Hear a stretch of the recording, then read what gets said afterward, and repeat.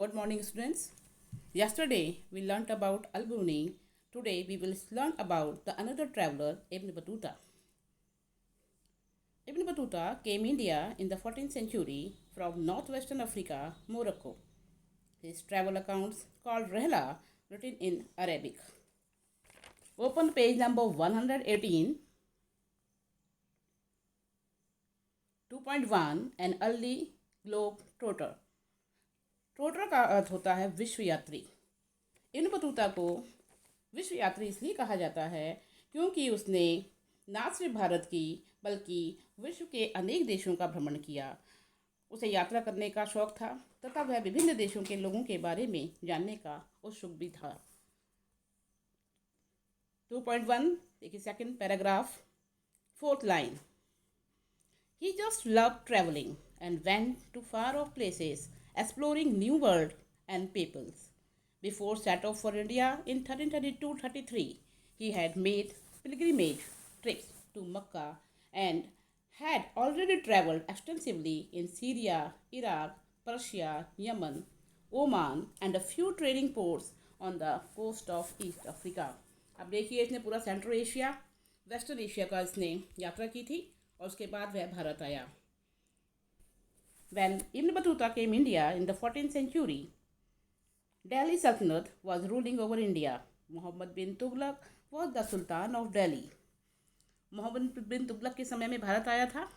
मोहम्मद बिन तुगलक के बारे में उसने सुना था और मोहम्मद बिन तुगलक से मिलने के लिए वह उत्सुक भी था।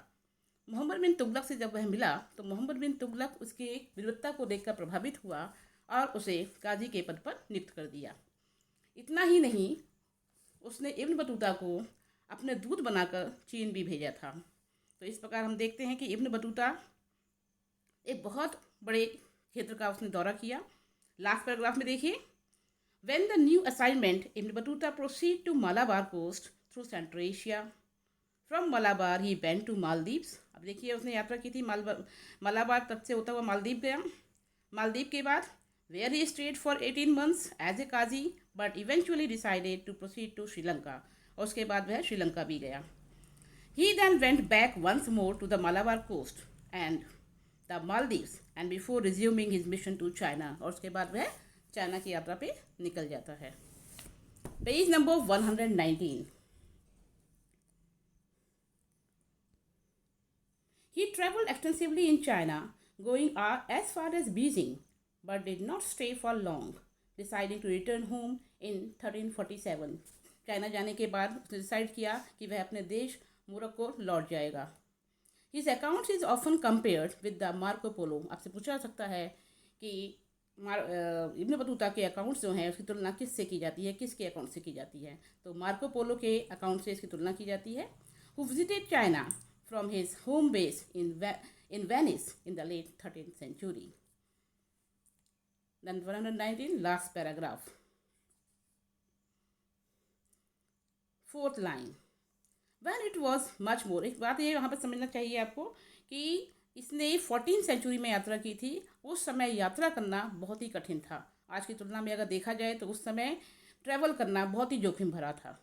तो when it was much more arduous and hazardous to travel than it is today। According to Ibn Battuta, it took 40 days to travel from Multan to Delhi and about 50 days from Sindh to Delhi। मतलब इतना काफ़ी समय जो है लंबा समय इस यात्रा में लगता था और इसके लिए ज़रूरी था कि लोगों यात्रियों का सुरक्षित होना। Now page number 120। यात्रा के बारे में इब्न बतूता लिखता है, travelling was also more insecure. यात्रा करना बहुत ही कठिन था, सुरक्षित नहीं था। इब्न Battuta was attacked by bands of robbers several times. कई बार इब्न बतूता पर डाकुओं के समूह ने आक्रमण किया। In fact he preferred travelling in the caravan along with companions. इसलिए सुरक्षित रहने के लिए अक्सर वह कारावान में यात्रा करता था। But this did not debtor highway robbers. लेकिन इसके बाद भी यात्रा सुरक्षित नहीं थी। While traveling from Multan to Delhi, for instance, his caravan was attacked and many of his fellow travelers lost their life। जब वह मुल्तान से दिल्ली जा रहा था, लुटेरों ने उसके ऊपर आक्रमण किया और बहुत से उसके साथी इसमें मारे गए और जो जीवित बचे थे उसमें से एक इब्न बतूता भी था। Now 2.2 enjoyment of curiosities. कहा जाता है कि इब्न बतूता बहुत ही हठीला यात्री था। As we have seen, Ibn Battuta was an inveterate. Inveterate मतलब हठीला जिद्दी यात्री था। He spent several years travelling through North Africa, West Asia and the parts of Central Asia, the Indian subcontinent and China. ये उसके लिए बहुत ही उत्साह का विषय था। भाग्य की बात थी कि जब वह लौट कर अपने देश गया तो वहाँ के जो राजा था मोरक्को का, उसने उसके अकाउंट्स को रिकॉर्ड करने के लिए कहा गया। तो when last line 2 lines, when he return the local ruler issued instructions that his stories be recorded. अब देखिए पेज नंबर 126। 126 निकालिए।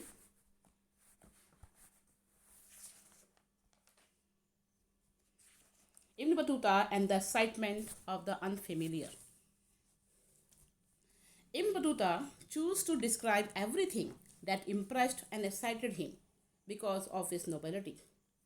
इब्न बतूता ने हर उस चीज़ का वर्णन करने का निश्चय किया जिसने उसे अपने अनूठेपन के कारण प्रभावित और उत्सुक किया। जो कुछ भी उसने अनूठा यहाँ पे अनोखा देखा उसको काफ़ी एक्साइटिंग लगा और उसको उसने अपने ट्रेवल अकाउंट रहला में लिखा है। First paragraph, 5th line. Ibn Battuta himself traveled extensively through these lands, visiting sacred shrines, spending time with learned men and rulers, often officiating as Qazi, and enjoying the cosmopolitan culture of urban centers where people who spoke Arabic, Persian, Turkish, and other languages. तो इस प्रकार हम देखते हैं कि उसने बहुत बड़े क्षेत्रफल का दौरा किया, यात्रा की और वहाँ की सामाजिक, धार्मिक, सांस्कृतिक स्थिति के बारे में जानने का प्रयास किया। Turkish and other languages shared ideas, information and anecdotes. Anecdotes यहाँ पर मतलब होता है दंत कथाएँ जो होती हैं, small stories. These included stories about man noted for their PT, king who could be both cruel and generous. उसने देखा यहाँ पर कि राजाओं के बारे में लिखा है जो दोनों प्रकार के राजा थे, क्रूअल भी थे, कुछ जनरल्स भी थे उसके अंदर। उसके बारे में, आम लोगों के बारे में, ऑर्डनरी मैन एंड वुमेन के बारे में उसने लिखा है। अब यहाँ पर हम दो चीज़ें यहाँ पर ले रहे हैं जो बहुत ही उसे अनूठी लगी थी, अनोखी लगी थी। 5.1, जिन दो चीज़ों को देखकर उसे आश्चर्य हुआ वो था कोकोनट एंड द पाम। पहले हम पढ़ेंगे कोकोनट के बारे में। Some of the best examples of Ibn Battuta's strategies of representation are evident in the ways in which he described the coconut and the palm, two kinds of plants produced that were completely unfamiliar to his audience. क्योंकि वो जानता था कि जब यहाँ से account लेकर अपने देश लौटेगा मोरक्को तो वहाँ पर लोगों को बताएगा कि उसने जो दो चीज़ें देखी, बहुत ही अनोखी चीज़ें देखी जिसके बारे में वहाँ के लोग नहीं जानते थे, उसके बारे में जानने का उन्हें मौका मिलेगा। सोर्स 6 देखिए, left hand side, nuts like a man head. Ibn Battuta ने कोकोनट के बारे में डिस्क्राइब किया है। This trees are among the most peculiar trees in kind and the most astonishing in habit. They look exactly like a date palms without any difference between them except that the one produces nuts and its fruits and the other produces dates. Ibn Battuta ने coconut tree, नारियल की तुलना खजूर के पेड़ से की है। The nut of a coconut tree resembles a man's head. उसने देखा कि जो कोकोनट ट्री है उसका जो नट है, नारियल है, वह मानव सिर के समान दिखाई देता है। For it in are what look like 2 eyes, उसमें 2 आंखें दिखाई देती हैं, and a mouth, and the inside at of it when it is green looks like a brain. अंदर जो उसका ग्रीन पोर्शन है वह ब्रेन के समान दिखाई देता है। And attach to it a fibre which looks like a hair, और जो ऊपर जो से फाइबर हैं वो रेशे हैं, वो मानव के बालों के समान दिखाई देते हैं। दूसरी चीज़ जो देखकर से आश्चर्य हुआ, palm.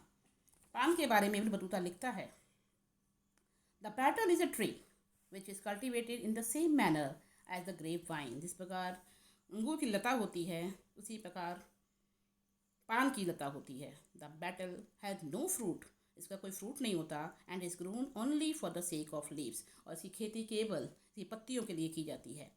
The manner of its use is that before eating it one takes areca nut, सुपारी ली जाती है खाने से पहले। This is like a nutmeg, जायफल के समान है, but is broken up until it reduce to small pellets, small pieces किए जाते हैं सुपारी के, and one places this in his mouth and chews them, मुंह में रखने के बाद इसको च्यू किया जाता है, चबाया जाता है। तो इस प्रकार ये दो चीज़ें को देखकर इब्न बतूता को बहुत आश्चर्य हुआ था। Now we come to the page number 127, 5.2।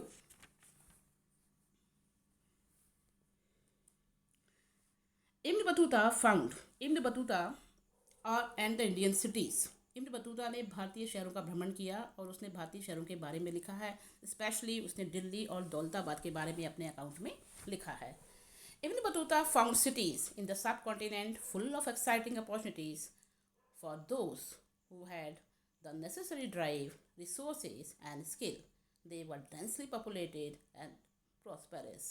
Ibn Battuta लिखता है कि उपमहाद्वीप के शहरों को उन लोगों के लिए व्यापक अवसरों से भरपूर पाया जिसके पास आवश्यक इच्छा साधन तथा अवसरों से भरपूर साधन तथा कौशल था। ये शहर घनी आबादी वाले तथा समृद्ध थे, सिवाय कभी कभी युद्धों तथा अभियानों से होने वाले विध्वंस से। तो इब्न बतूता ने अपने प्रकांत में लिखा हुआ है कि शहर जो है काफ़ी भीड़ भाड़ वाले थे, सड़कें काफ़ी भीड़ भाड़ वाली थी तथा चमक दमक वाले रंगीन बाजार थे जो विभिन्न वस्तुओं से भरे पड़े थे। इब्न बतूता दिल्ली को एक ऐसा शहर, विशाल आबादी वाला शहर मानता है और बताता है कि भारत का सबसे बड़ा शहर था। दौलताबाद के बारे में लिखता है कि दौलताबाद भी कम नहीं था, दिल्ली को चुनौती दे रहा था।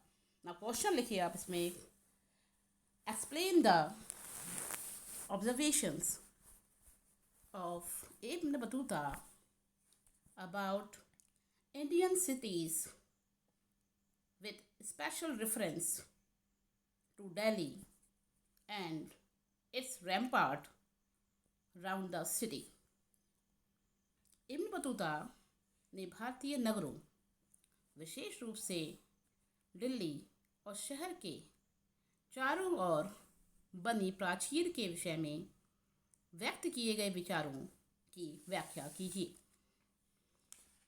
Turn the page number 128। Ibn Battuta writes, the bazaars were not only places of economic transactions but also the hub of social cultural activities।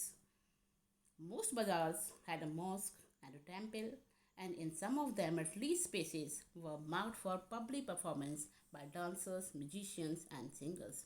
तो बाज़ारों को बताया गया है कि वहाँ बहुत सारी एक्टिविटीज़ होती थी, सिर्फ इकोनॉमिक एक्टिविटी नहीं होती थी, सामान ही वहाँ पर बेचा या ख़रीदा नहीं जाता था, बल्कि वहाँ सोशल और कल्चरल एक्टिविटीज़ भी होती थी।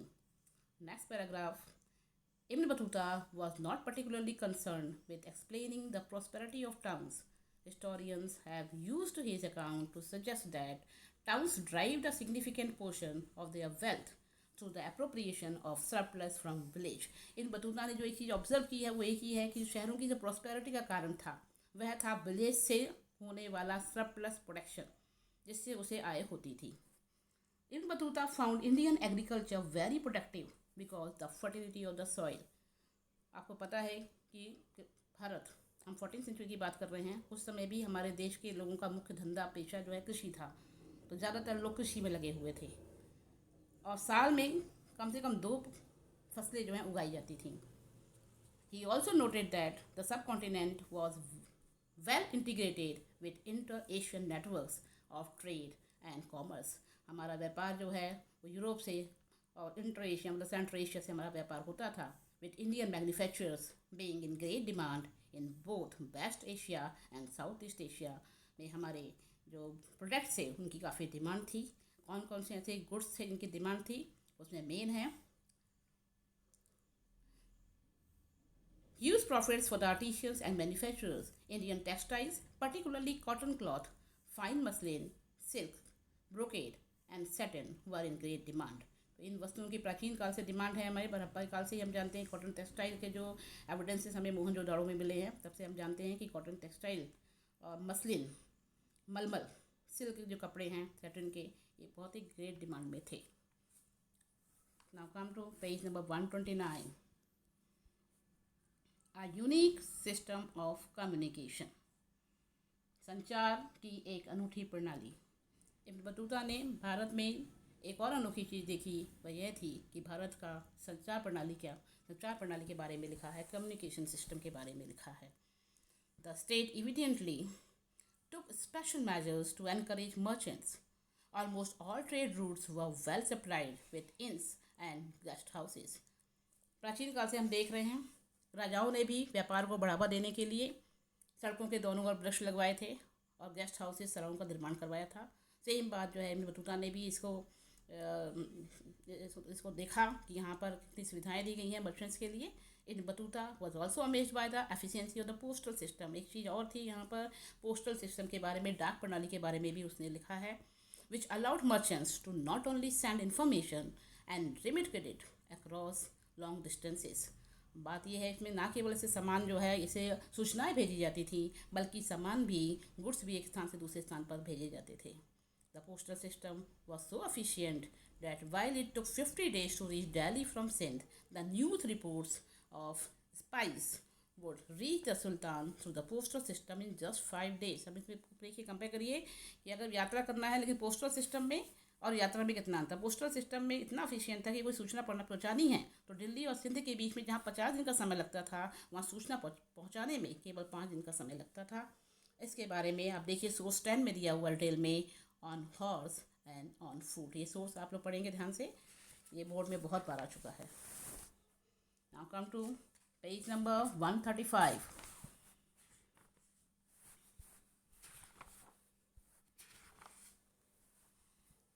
Slaves, sati and labourers. यहाँ पे हमें स्लेव्स के बारे में पढ़ना है।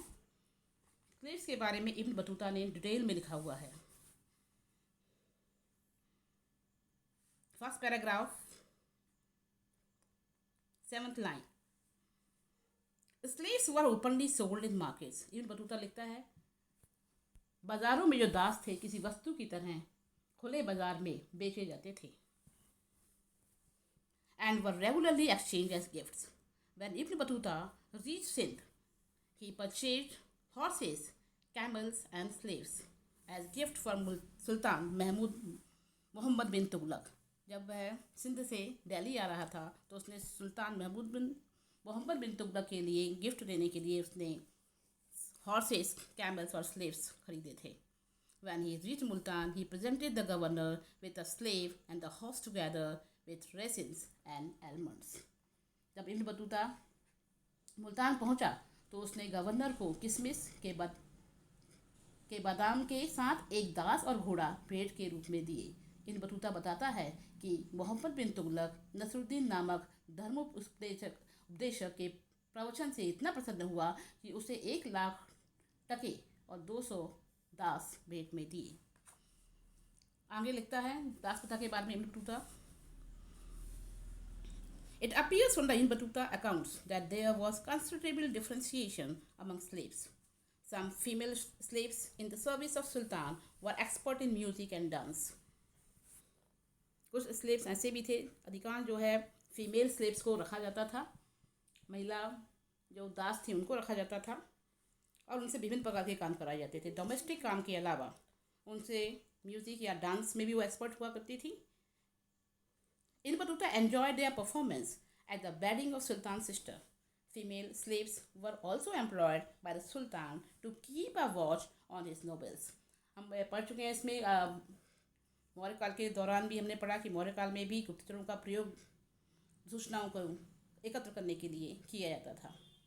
Slaves were generally used for domestic labor and Ibn Battuta found their services particularly indispensable for carrying women and men on palanquins और डोला। पालकी में भी लाने ले जाने के लिए इन दासों का प्रयोग किया जाता था। Particularly female slaves required for domestic labor was very low. लेकिन इनका जो प्राइस था बहुत ही कम था फीमेल का। मेल जो पुरुष दास हुआ करते थे उनकी तुलना में महिला दास का जो कीमत थी बहुत ही कम थी। And the most families were could afford to do so kept at least one or two of them. Now Ibn Battuta का आज ये समाप्त होता है। आप कल हम लोग नेक्स्ट जो ट्रैवलर के बारे में करेंगे, फ्रांसिस बर्नर के बारे में। Thank you for watching this video.